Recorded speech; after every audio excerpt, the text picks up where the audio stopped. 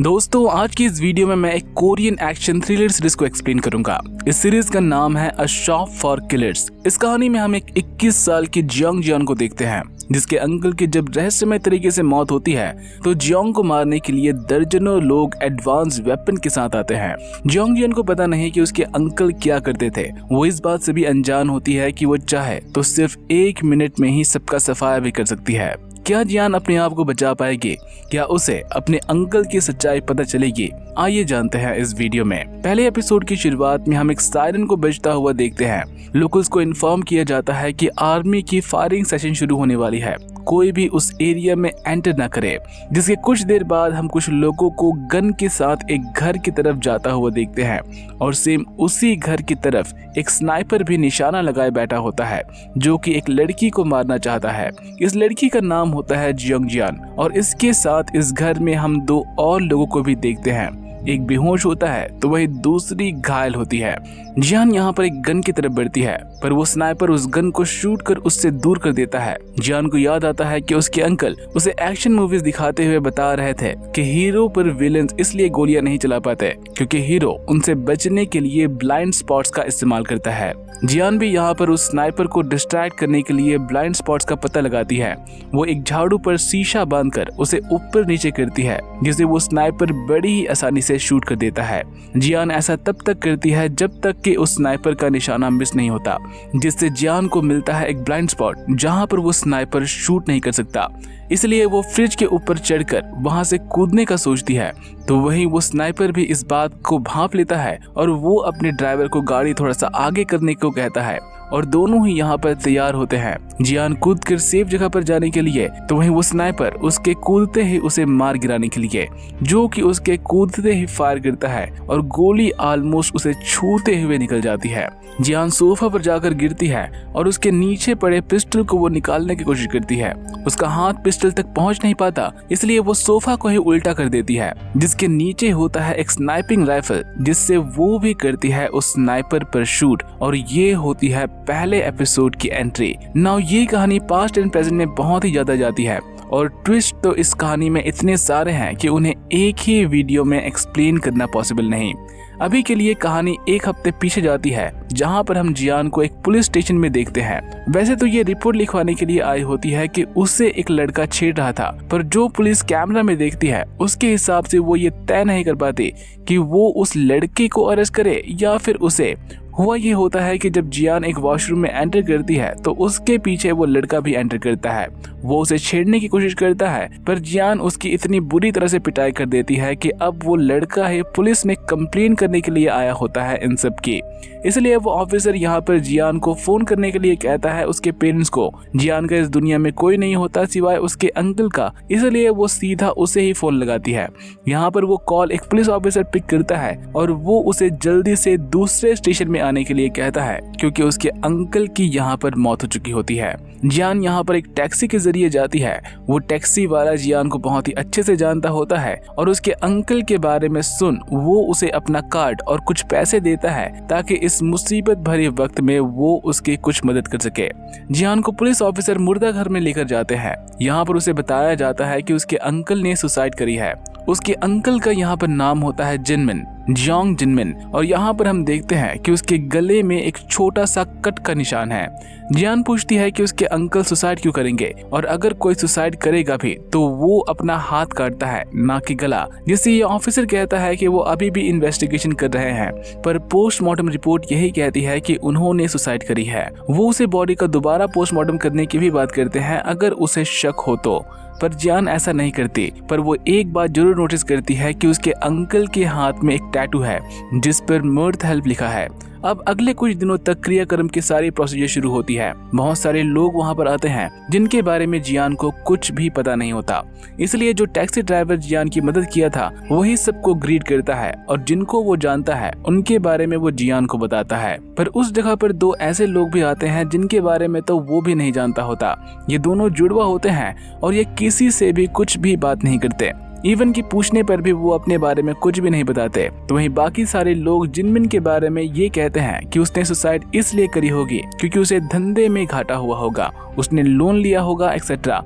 और वो सब ऐसा इसलिए कहते हैं क्योंकि जिनमिन का एक हार्डवेयर स्टोर होता है जहाँ से वो सारा सामान डिलीवर करते थे, जिसके एंड में सब एक एक करके निकल जाते हैं। पर अभी भी जियान के साथ एक पहाड़ सा आदमी होता है जिसके बारे में जियान को कुछ भी पता नहीं होता और इसलिए वो उससे कुछ बात भी नहीं करती। तो वहीं वो जियान से रेस्पेक्टफुली बात करता है और वो उसके ऑर्डर्स का वेट करता है, जिसके बाद गाड़ी वहां से रवाना हो जाती है जियान के घर की तरफ।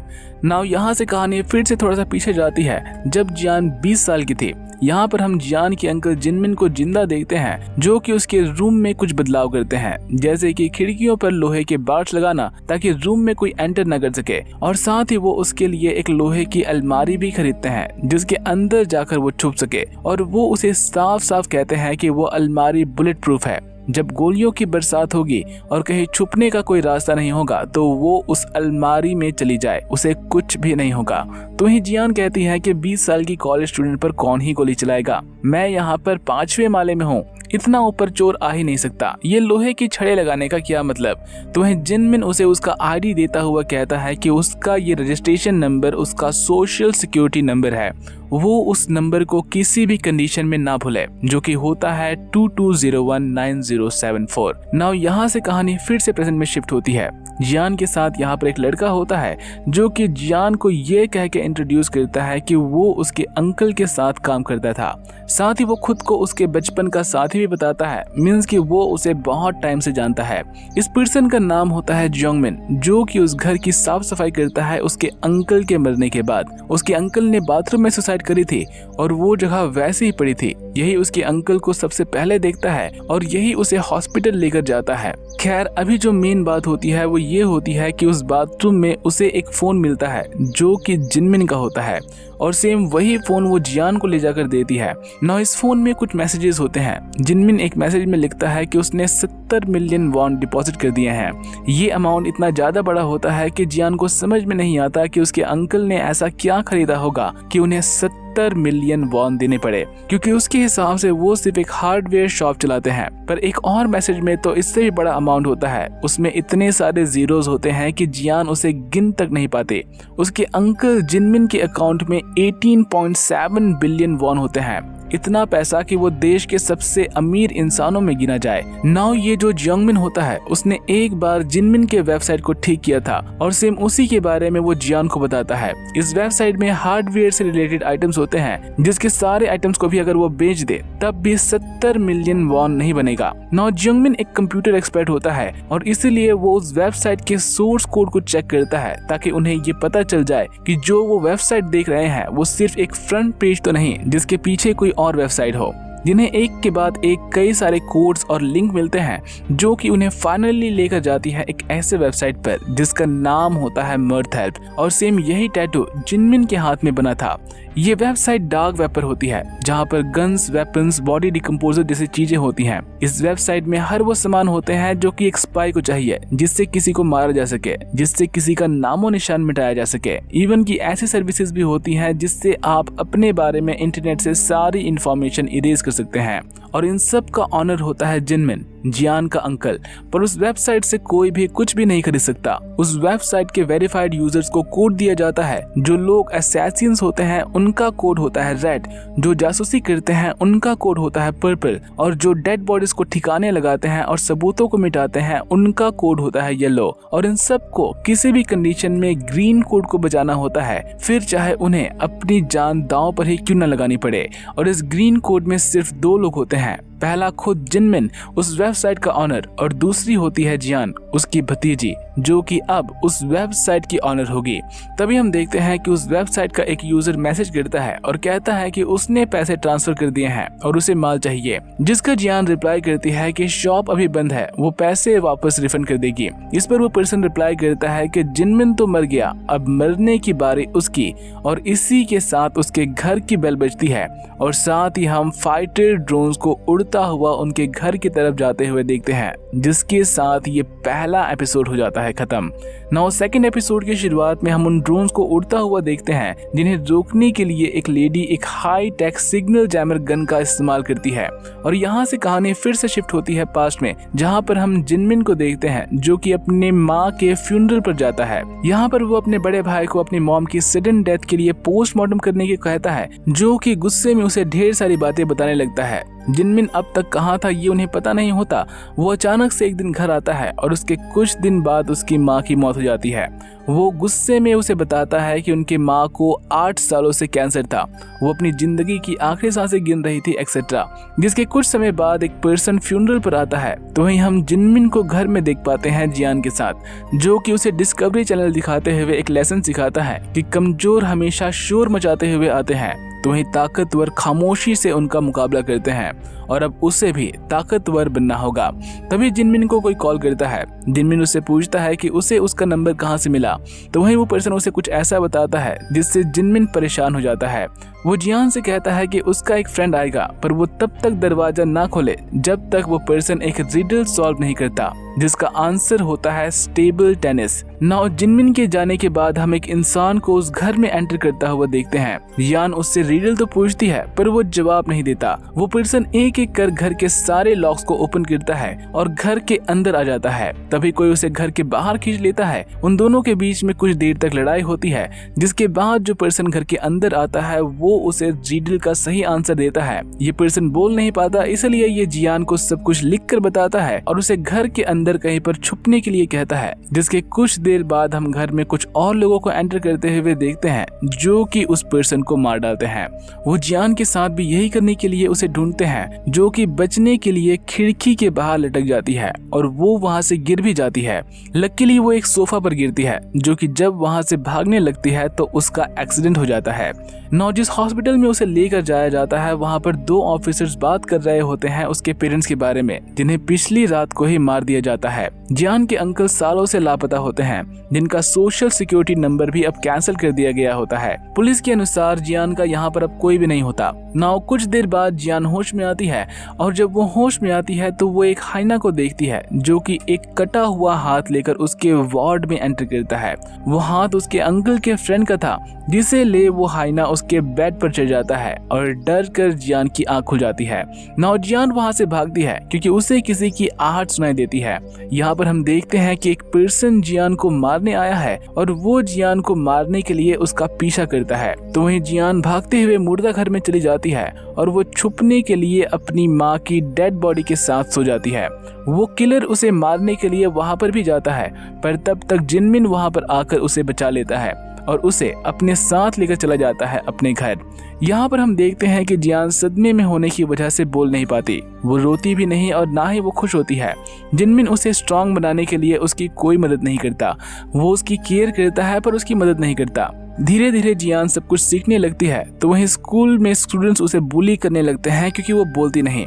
एक दिन वो उसे एक जगह पर बंद कर देते हैं। सिंस की जियान कुछ बोलती नहीं, किसी को कुछ पता भी नहीं चलता कि वो कहाँ है। नाउ रात होने पर जियान को वो हाइना एक बार फिर से दिखाई देता है, जिसे देख जियान रोने चिल्लाने लगती है और उसके रोने चिल्लाने की आवाज सुनकर जियान उसे वहाँ से बचा कर ले जाता है। नाउ कहानी यहाँ से फिर से प्रेजेंट में आती है, जहाँ पर जियान को एक पर्सन मारने की धमकी देता है और फिर उसके बाद उसके घर की बेल बजती है। एक लेडी उसके घर के बाहर खड़ी होती है और वो खुद को चाइनीज ट्यूटर कह के घर में एंटर करने की कोशिश करती है, पर जियान उसे अंदर आने नहीं देती। साथ ही हम यहाँ पर देखते हैं कि उस लेडी के पास एक गन भी है, जिसका वो इस्तेमाल करने के लिए पूरी तरह से तैयार होती है। वो घर में एंटर करने के लिए कई सारे बहाने बनाती है, पर जियान उसे अंदर ही आने नहीं देती, जिससे वो लेडी परेशान होकर वहां से चली जाती है। तो वहीं वो पर्सन जियान को एक बार फिर से मैसेज करता है कि किसी और को खुद को मारने मत देना, मैं खुद तुम्हें मारने के लिए आ रहा हूँ। जिसके कुछ देर बाद घर के बाहर विस्फोट होता है, जिसे देखने के लिए जब वो दोनों जाते हैं तो वो देखते हैं कि घर की दीवार टूटी हुई है। तभी वहाँ पर 3 फाइटर ड्रोन्स आते हैं, जो कि धड़ाधड़ अंधाधड़ गोलियों की बरसात करने लग जाते हैं। अच्छी बात यह होती है कि उस घर के शीशे बुलेट प्रूफ होते हैं, घर के शीशे ही नहीं बल्कि दरवाजे भी, जिससे वो ड्रोन फायरिंग करना बंद कर देते हैं। जिसके बाद एक और ड्रोन आता है जो कि उस बुलेट प्रूफ शीशे पर बॉम्ब फेंकता है, जिसके टूटने पर एक बार फिर से बुलेट बरसना शुरू हो जाती है। तो वहीं वो दोनों छुपने के लिए घर के अंदर भागते हैं, जहां पर जियान एक गुलेल से एक ड्रोन को मार गिराती है, जिससे हम कुछ लोगों को देखते हैं जो कि जिनमिन के मरने के बाद उसके स्टोर से सारा सामान लूटने का प्लान बनाते हैं। और ऐसा करने के लिए वो लोग अपने अपने शरीर से ट्रैकिंग डिवाइस को निकालते हैं जो कि जिनमिन ने उन्हें दिया था। एक तरह से कह सकते हैं कि वो उनका कोड था जिसके जरिए वो जिनमिन से वेपन्स खरीदते थे। और अब सिंस कि वो मर गया है, उन्हें उसकी कोई जरूरत नहीं, प्लस ये खुद उसके स्टोर को लूटने जा रहे होते हैं। और इसी के साथ ये सेकंड एपिसोड भी हो जाती है खत्म। नाउ थर्ड एपिसोड की शुरुआत में हम जिनमिन को देखते हैं जो कि जियान को ट्रेन करता है आने वाले खतरों के लिए, पर वो उसे अभी भी सब कुछ नहीं बताता। जिसके बाद कहानी फिर से प्रेजेंट में आती है, जहाँ पर जियान उस ड्रोन को मार गिराती है और वो दोनों एक लोहे के दरवाजे को अपना शील्ड बनाकर बाकी के ड्रोन्स को भी मारने के लिए निकल पड़ते हैं। तो वहीं घर के बाहर हम उस लेडी को एक बार फिर से आता हुआ देखते हैं जो कि अपनी गाड़ी से एक हाईटेक वेपन निकालकर उसका यूज करती है उन ड्रोन को डिसआर्म करने में। जिसके बाद वो घर में एंटर कर सबसे पहले जियोंगमिन को गन पॉइंट पर लेती है और उसके बाद वो उसके हाथ को स्कैन करती है, जिसमें कोई भी चिप नहीं मिलता। वो उससे पूछती है कि वो कौन है, जो कि जब खुद को जियान का फ्रेंड बताता है तो वो उसे बेहोश कर देती है। जिसके कुछ देर बाद जियान एक गुलेल लेकर बाहर आती है। वो उस लेडी पर अटैक भी करती है, पर वो लेडी उसे खुद के साथ ज्यादा देर तक खेलने नहीं देती। नाउ जियान के हाथ में भी एक चिप लगा होता है जिसे स्कैन करने पर वो ग्रीन शो करता है, जिससे ये उसे उसके अंकल के बारे में बताने लगती है और कहती है कि उसे उसके अंकल की तरह सोचना चाहिए, यूं किसी पर भी बिना सोचे समझे अटैक नहीं करना चाहिए। अब वो इससे पहले उसे कुछ एक्सप्लेन करती, यहाँ पर होती है स्नाइपर की एंट्री। इसका नाम वैसे मिन्हे होता है, जो कि जियान को बचाने के लिए उसे लात मारती है। वो दोनों दीवार के पीछे जाकर छुप जाते हैं ताकि वो स्नाइपर उन्हें मार न सके। नाउ मिन्हे उसे एक्सप्लेन करने लगती है कि उसका अंकल कौन था और वो उसे कैसे प्रोटेक्ट करता आ रहा था अब तक। जियान के अंकल ने अपने सभी मेंबर्स को ये ऑर्डर दिया होता है कि अगर जियान कहीं भी 3 बार उसका नाम ले तो सभी को रेड अलर्ट मोड में आ जाना है और उसे किसी भी कंडीशन में प्रोटेक्ट करना है। जियान ने 10 सालों में ऐसा सिर्फ 3 बार किया होता है और जब भी उसने ऐसा किया वो लोग हमेशा के लिए गायब हो गए जो कि उसे परेशान कर रहे थे। फिर चाहे वो स्कूल में परेशान करने वाली एक बुली हो या फिर उसके कॉलेज का एक लड़का, इवन कि जिस कैफे में जियान काम करती थी और वहां का मैनेजर भी उसे छेड़ने लगा तो वो भी वहां से गायब हो गया। रीजन सिंपल है, सबको सिर्फ एक ही इंसान को प्रोटेक्ट करना था और वो इंसान सिर्फ जियान होती है। नाउ सिंस कि उसके अंकल मर चुके हैं, उसके ऑर्डर को अब सभी लोग नहीं मानते। वो जियान को मारना चाहते हैं ताकि वो जिनमिन के वेपन स्टोर को लूट सके, पर उन्हें ये नहीं पता होता कि जियान को प्रोटेक्ट करने के लिए वहां पर अब मिन्हे है, सबसे खतरनाक फाइटर क्लास एस, जिनसे लड़ना मतलब साक्षात मौत। इसलिए वो स्नाइपर उसे मारने की कोशिश करता है ताकि वो सब सेफली उस घर के अंदर एंटर कर सके, पर गोली मिन्हे के बाजू को छूते हुए निकल जाती है, जिससे उसका गन वहीं पर गिर जाता है। नाउ जब इसे पता चलता है कि मिन्हे जियान को प्रोटेक्ट कर रही है तो ये अंदर जाने से मना कर देता है अनलेस उनका लीडर उसे दुगना पैसा दे, जिसका नाम ली शोंग जो होता है, जो कि दुगना पैसा देने के लिए तैयार हो जाता है। नाउ ये सब एक एक कर ब्रिज से नीचे उतरते हैं तो वहीं जियान ब्लाइंड स्पॉट्स ढूंढने लगती है, मतलब ऐसी जगह जहां पर वो स्नाइपर अटैक नहीं कर सकता। और ऐसा करने के लिए वो एक शीशे को झाड़ू में बांध तब तक ऊपर नीचे करती है जब तक उस स्नाइपर का निशाना चुकता नहीं। जिसके बाद वो एक फ्रिज पर चढ़कर छलांग लगाने का प्लान बनाती है, तो वहीं वो स्नाइपर भी अपने ड्राइवर को गाड़ी थोड़ा सा आगे करने के लिए कहता है ताकि वो जियान को शूट करके मार सके।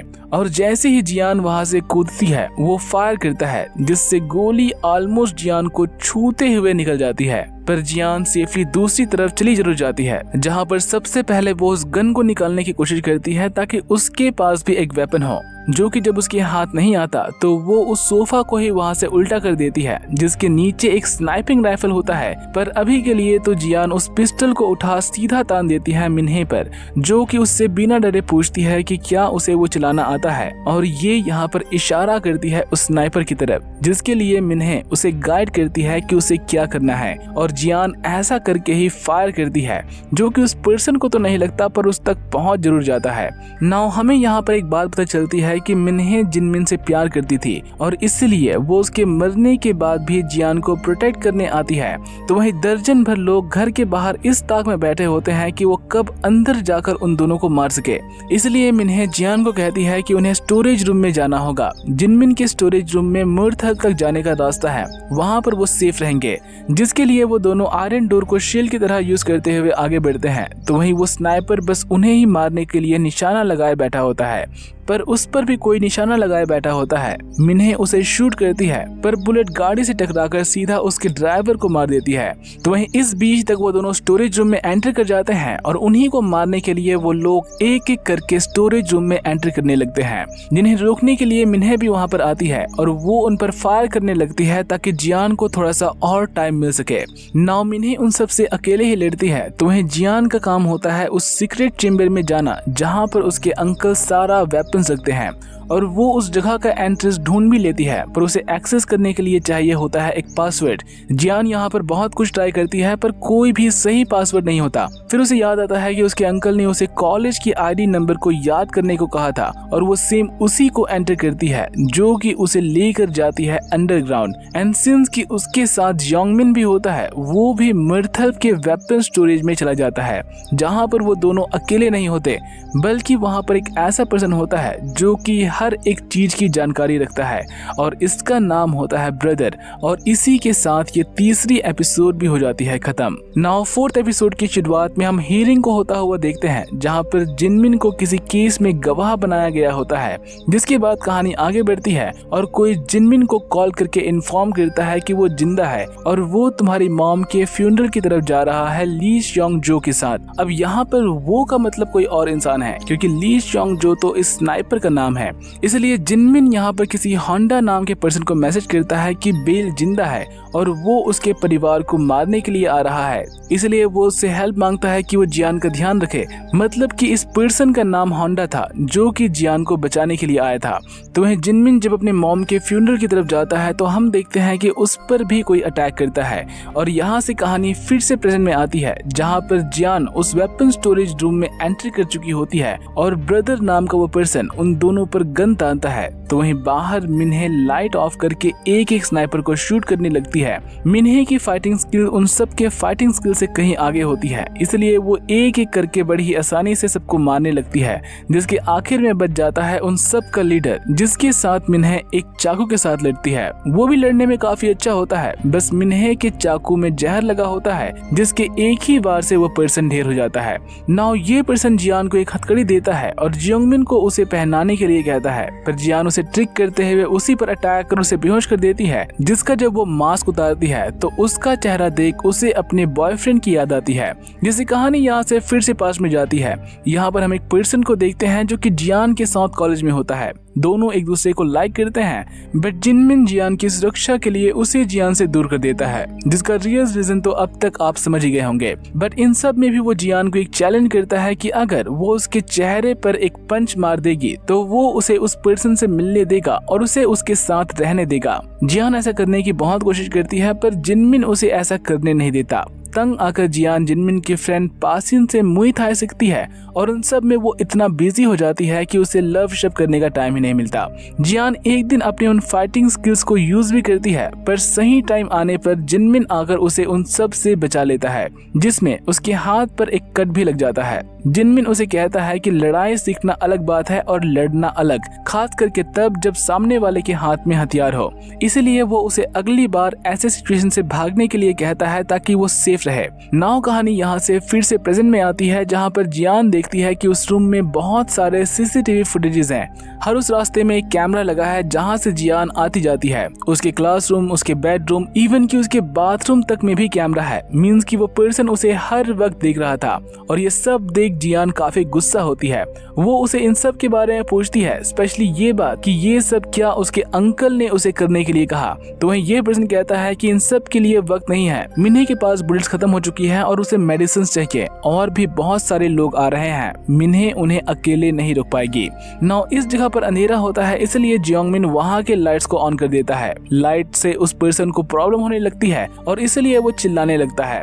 जिससे जियान उसे इंटेरोगेट करने लगती है और वो उसे सब कुछ बताने लगता है फ्रॉम स्टार्ट। बट जोंगमिन पता नहीं क्यों उसे रोक देता है। वो उसके मुंह पर एक कपड़ा ठूस देता है जैसे कि वो उसे इंटेंशनली रोकना चाहता हो सच बताने से, और ऐसा कर वो वहाँ पर मौजूद सर्वर्स को देखने लगता है। ठीक इसी मौके का फायदा उठा वो पर्सन वहाँ से भाग जाता है, पर जाते वक्त वो ये जरूर कहता है कि जोंगमिन पर भरोसा मत करना। जिसके पीछे जब जियान जाती है तो वो उसे बड़ी ही चालाकी से एक जगह पर कैद कर लेता है। फिर उसके बाद लाइट को ऑफ करके वो जोंगमिन को एक टेजर गन से बेहोश कर देता है, जिसे ऐसा करते हुए जियान मॉनिटर में देखती है। नाउ ये उसे अच्छे से बांधता है और फिर उसके बाद वो जियान के पास जाकर उसे उस रूम में मौजूद सेकंड ड्रॉवर को खोलने के लिए कहता है। उस ड्रॉवर में एक मैनुअल होता है जिसे जिनमिन ने रखा था इमरजेंसी में जियान को मुरथल्प के बारे में समझाने के लिए।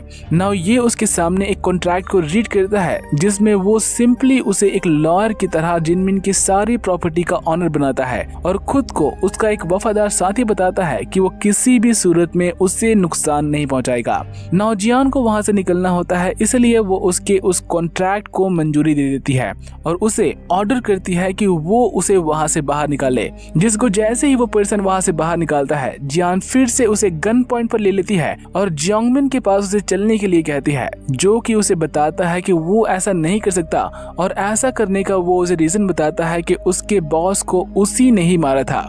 नौ जियान के कहने पर वो उसे खोल तो देता है, पर जोंगमिन को जियान यहाँ पर अपनी मनमानी करने नहीं देती। ब्रदर जियान को बताता है कि उसने बहुत सारे एविडेंसेस को मिटा दिए हैं। तो वहीं जोंगमिन कहता है कि यहाँ तक आने में वो मरते मरते बचा, वो उस परवर्ट की बात क्यों मान रही है। तो वहीं ब्रदर कहता है कि उसके पास सबूत है, सीसीटीवी फुटेजेस, जो कि उसने फोल्डर नंबर 0404 में रखा है।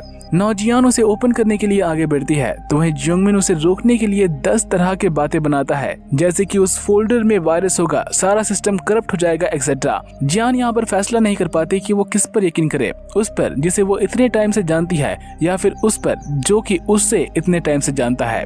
इसलिए वो उन दोनों में से जोंगमिन को चुनती है और ब्रदर को मेडिसिन और एम्यूनेशन के साथ भेजती है मिन्हे की हेल्प करने के लिए। जिसके जाने के बाद जोंगमिन अपना असली रंग दिखाता है और जियान के गर्दन में वो एक इंजेक्शन घुसा देता है, सेम वही इंजेक्शन जो कि मिन्हे ने उसे लगाया था। और इसी के साथ ये 4th एपिसोड भी हो जाती है खत्म। नाउ 5th एपिसोड के शुरुआत में हम कुछ नए प्लेयर्स को आता हुआ देखते हैं। इनके पास तो और भी हाईटेक हथियार होते हैं, पर आगे बढ़ने से पहले कहानी पीछे जाती है, जहाँ पर हम जोंगमिन को जिनमिन के पास जाता हुआ देखते हैं। ये यहाँ पर काम मांगने के लिए आया होता है, जिसके बाद कहानी फिर से प्रेजेंट में आती है, जहाँ पर सेम वही जोंगमिन किसी को कॉल करता है कि वो अंदर आ चुका है और शॉपिंग मॉल को रीसेट करके वो अगले 3 दिन में उसे हैंड ओवर कर देगा। तो वहीं वो इंसान अब उसे ऑर्डर देता है कि वो जियान को जान से मार दे, जो कि अब होश में आ चुकी होती है। जोंगमिन बड़बोला होता है, इसलिए वो जियान को सब कुछ एक्सप्लेन करने लगता है कि वो ऐसा क्यों कर रहा है, जिससे कहानी पास्ट में फिर से जाती है। पता चलता है कि उसने मुरथल्प नाम की उस वेबसाइट को हैक कर लिया था। इस बारे में कुछ ऐसे लोगों को पता चलता है जो कि अच्छे नहीं होते। वो सारी इन्फॉर्मेशन निकाल जोंगमिन के घर जाते हैं। वो दोनों को अच्छे तरीके से मारते पीटते हैं, फिर उन्हें लिमिटेड टाइम दिया जाता है फिर से उस वेबसाइट को हैक करने का। जोंगमिन ऐसा कर लेता है, इसलिए वो बच जाता है। तो वहीं उसका फ्रेंड ऐसा नहीं कर पाता, इसलिए वो लोग उसके फ्रेंड को मार देते हैं। इस पर्सन का नाम होता है ली योंगहन, जिसका निकनेम होता है बेबीलोन, और यही जोंगमिन को जिनमिन के पास भेजता है ताकि वो वहाँ पर जाकर ये पता लगा सके कि जिनमिन का वो वेपन स्टोर कहाँ पर है। नाउ जिनमिन उसे ऐसे ही अपने पास काम के लिए नहीं रखता, इसलिए जोंगमिन उसे जियान के बारे में बताने लगता है कि वो उसका फ्रेंड है, बचपन में उसी ने उसकी मदद करी थी उसे ढूंढने में। जिनमिन को ये बात बहुत ही अच्छे से याद होती है, इसलिए वो उसे काम पर रख लेता है और ये आते ही उस जगह की जासूसी करना शुरू कर देता है। नाउ सबसे पहले तो ये चुपके से जिनमिन के कंप्यूटर में एक वायरस डालता है, फिर उसी वायरस को रिमूव करने के बहाने से जिनमिन के पूरे कंप्यूटर से सारा डाटा चुरा लेता है, स्पेशली मुरथल्प के वेबसाइट का डाटा। सेम उसी डाटा के जरिए वो उसके वेबसाइट में सेफली एंट्री एग्जिट पोल बनाता है, पर उसे शक हो जाता है कि ली योंगहन उसे मार देगा, इसलिए वो उस पोर्टल का एक्सेस उसे नहीं देता और ऐसा सेटअप कर देता है कि अगर उन्हें उस वेबसाइट में एंटर करना होगा तो उन्हें उसकी मदद लेनी पड़ेगी। बट उन्हें इस बात से कोई फर्क नहीं पड़ता, क्योंकि वो लोग उसके वेबसाइट के पीछे नहीं पड़े होते। उन्हें जिनमिन का वो वेपन स्टोरेज चाहिए होता है, ना कि वो वेबसाइट, और इसलिए वो जियोंगमिन को मारने के लिए आगे बढ़ते हैं। जियोंगमिन अपने आप को बचाने के लिए कहता है कि वो लोग उसे एक और मौका दें, वो उस स्टोरेज रूम को ढूंढने में उनकी मदद कर सकता है। नाउ कहानी यहाँ से प्रेजेंट में आती है, जहाँ पर जियोंगमिन उस फोल्डर को ओपन कर उसमें मौजूद वीडियो को प्ले करता है, जिसमें हम जियोंगमिन को रस्सी से लटका हुआ देखते हैं। तो वह जिनमिन फोन में तो किसी से बात कर रहा होता है या फिर कुछ सुन रहा होता है, जिसके बाद वो वॉशरूम में जाता है और इससे आगे की वीडियो फुटेज नहीं होती। तो वह जिनमिन के पास भी एक रिकॉर्डिंग होता है जो कि वो जियान के लिए प्ले करता है, जिससे कहानी उसी टाइम में शिफ्ट होती है जब वो इंसिडेंट हुआ था। हम यहाँ पर जिनमिन को जियान की ऑडियो को सुनता हुआ देखते हैं, जो कि डरते हुए अपने अंकल को आवाज लगाती है कि उसे किसी ने किडनैप कर लिया है। ये ऑडियो उसे जियोंगमिन के फोन में मिलती है, मतलब उसी ने ही उसके साथ कुछ किया है। तो वह ये कहता है कि अगर उसने उसे मारा तो बेबीलोन उसकी भतीजी को मार देगा।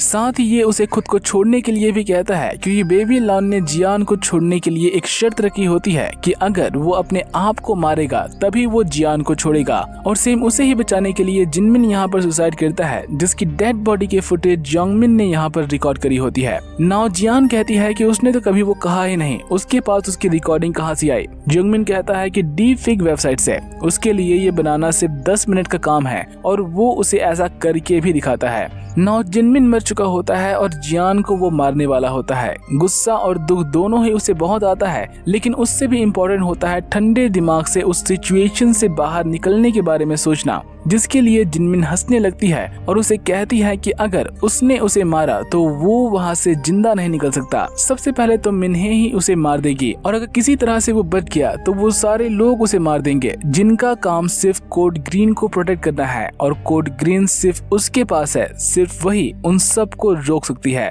तेरा ये बेबीलोन तुझे आम की तरह चूस कर फेंक देगा। उन्हें तुम्हारी जरूरत इस जगह का सिर्फ पता लगाने के लिए चाहिए था, और अब उन्हें पता चल गया है, और इसलिए अब उन्हें तुम्हारी कोई जरूरत नहीं। बाहर निकलोगे तो सबसे पहले वही तुम्हें मारेगा। नाउ ये सारी बातें सुन जियोंगमिन की फटके हाथ में आ जाती है। वो उसके सर पर बंदूक रखता है इससे पहले कि वो उसे और डराए। जियान उससे बचने के लिए लड़ने लगती है। दोनों के बीच में काफी संघर्ष होती है। जियान चेयर से बंधी होती है, इसलिए वो उसे अपने पैरों से पकड़ लेती है। वो दांतों से उसके कान को काट लेती है, और इस बीच वो अपने आप को छुड़ाती भी है, जो कि जब छूटती है तो वो सीधा वहाँ से बचने के लिए भागती है, और अपने आप को बचाने के लिए वो अब एक ट्रैप बिछाती है ताकि वो जियोंगमिन को रोक सके खुद को मारने से। तो वहीं बाहर अब तक कुछ अलाइड प्लेयर्स आ चुके होते हैं। इनके पास ना सिर्फ ज्यादा मेंबर्स होते हैं, बल्कि इनके पास हाई टेक हथियार भी होते हैं। ये दिखने में किसी स्पेशल फोर्स से कम नहीं होते, जिनसे लड़ने के लिए ब्रदर मिन्हे को अच्छा खासा हथियार देता है, जो कि जिनमिन ने ठीक ऐसे ही मौकों के लिए छुपाया था। तो वह नीचे स्टोर में जियान जियोंगमिन को अपने जाल में फंसा लेती है, और वो उसे लात मारकर बेहोश कर देती है। नाउ इसके पास सिर्फ एक ऑप्शन होता है, उस जगह पर मौजूद यूजर मैनुअल को पढ़ना, जो कि जिनमिन ने उसके लिए छोड़ा था। यहाँ पर जिनमिन लिखता है कि अगर उस पर अटैक हुआ है तो वो सीधा पेज नंबर 87 पर जाए। यहाँ पर जियान के पास दो ऑप्शन होते हैं। पहला ऑप्शन भागने का होता है, जिसका सारा बंदोबस्त जिनमिन पहले ही कर चुका होता है। पैसा, पासपोर्ट, नया नाम, नई आइडेंटिटी, हर वो चीज जिससे वो एकदम नई लाइफ जी सकती है।